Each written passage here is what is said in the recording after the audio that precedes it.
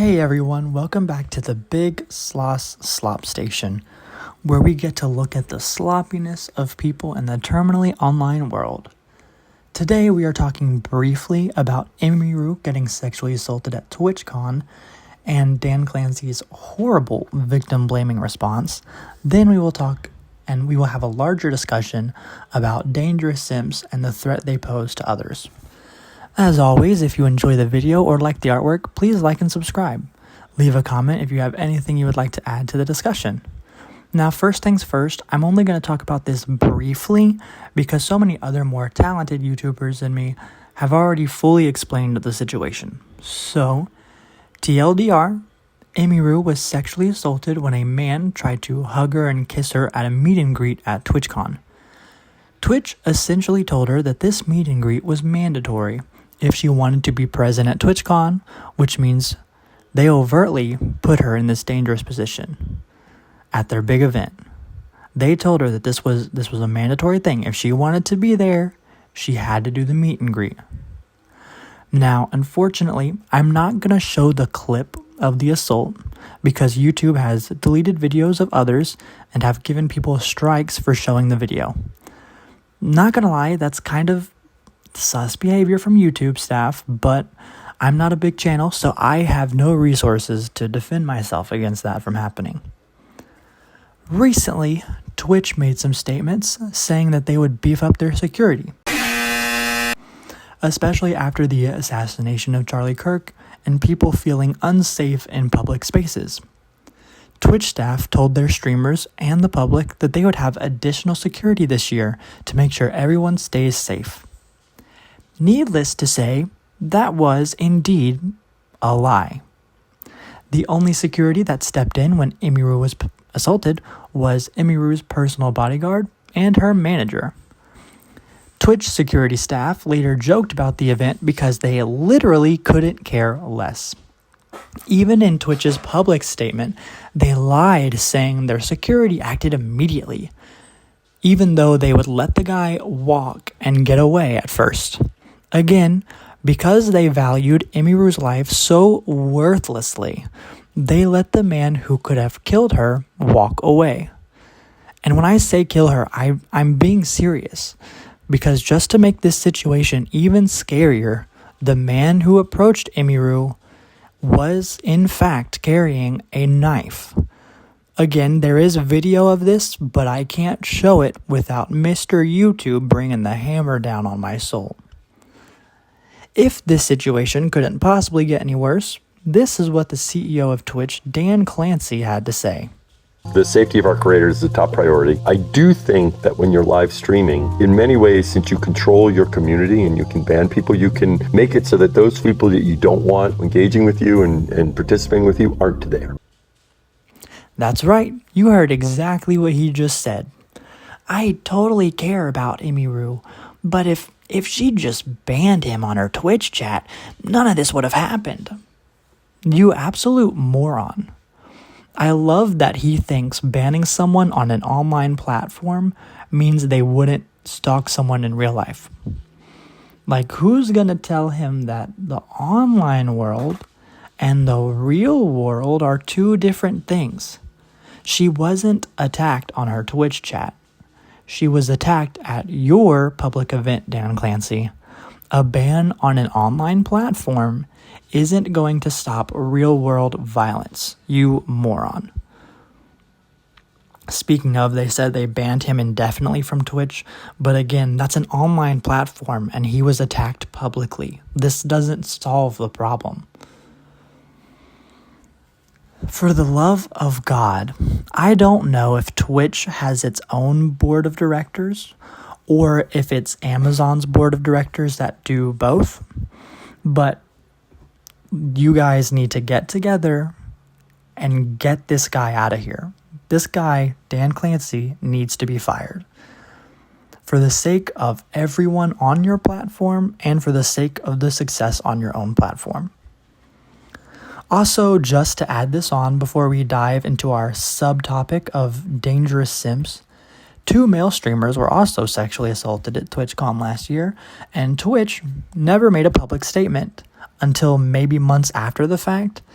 I'm not sure if the statement they made after the fact was a public statement or a private conversation between Twitch and the male streamers, but needless to say, they didn't talk about it immediately because it didn't go viral.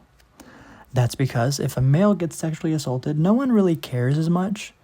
And I'm glad that in Emiru's 48-minute long video where she talked about her current situation, she did also bring up the hypocrisy on this matter. I know more women are targeted by creeps than men, but that also shouldn't mean we just ignore sexual assault when it happens to men. Alright, with that brief explanation about recent events out of the way, let's talk about how simps can turn into dangerous people to those that they are obsessed with. Now, the term simps has been overused, and honestly, it's a dead term at this point, but I'm bringing it back just for this video.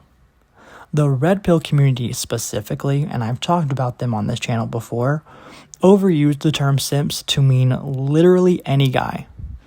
If a woman has a loving husband who buys her flowers, there's always one guy who just goes, "Wow, what a simp." And it's literally just a guy who loves his wife. In this video, I'm talking about real simps. You can also call them nice guys, weirdos, creeps, all of the above, honestly. Simps are what happen when you take someone who is crippling and obsessively desperate and combine it with a social relationship. A lot of times this happens. It happens between two people who already know each other. So an example would be a guy and a girl who work together and are friends, but the guy pushes boundaries. He makes weird comments like, "Wow, what if we kissed or something? What if we were in a relationship or something?" Stuff like that. Sorry, my dog just broke into my room. I had to get him out. But as I said, a lot of times this happens. It happens between two people who already know each other. A simp will be friends with their love interest, but act very possessive over them and get jealous of them, especially if this woman is already in a relationship. They will try to sabotage their current relationship or just be an all-around creep to the woman they know and want a relationship with. Now, a situation like this is already extremely dangerous. The silver lining of it, I guess, is because these two people already know each other, it's all about avoiding them and separating yourself from them to avoid a dangerous tragedy, creating space any possible way you can. Because when an obsessive person finds out they can't get what they want, that's when they go from being this fake, nice person to a disturbing monster. Unfortunately, this situation can escalate and the woman might be stalked for years, physically harmed, or worse. This is an already dangerous situation, and to be completely honest, sometimes the legal way out and the legal authorities don't take situations like this seriously until it's already too late. There are a lot of cases when a woman lost her life because of an obsessive freak that the law did not take seriously. Now listen, because the law doesn't take this seriously, if a situation like this happens to you, you just gotta make space as soon as you can and as fast as you can. Obviously, we need to make legal changes to make sure this never happens again, but seriously, you just gotta make space so that this doesn't happen to you. However, with streamers, this situation becomes even more dangerous because you take that creepy and obsessive desperation and you combine it with a parasocial relationship. As a popular streamer, you get approached by random strangers you don't even know all the time.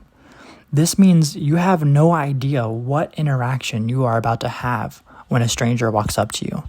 It could be a good interaction, a wholesome interaction, or it could be a scary interaction or a life-threatening one. You're a famous streamer.